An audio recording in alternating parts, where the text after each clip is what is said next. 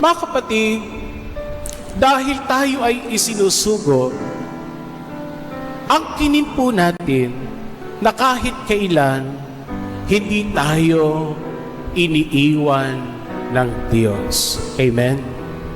At kapag nakita at naramdaman po natin that we are not alone and God is always with us, mararamdaman natin yung kahulugan ng pag-asa.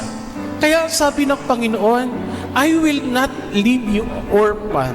Kaya hindi tayo nag-iisa. Ngayon tayo po ay nagpapasyang kay Lolo Uweng. Nararamdaman natin at sa bawat deboto, sa tuwing humahawak kay Lolo Uweng, nararamdaman ang pag-asa. Kasi alam niya na sa mga pinagdaraanan, ay kasama siya. Kaya kakatuwa po kapag lagi magbabalik dito sa Landayan. Lalo git, pag naramdaman mo na matagal ka nang hindi nagkukumpisan at paalis ka na, bigla kanyang hihigitin.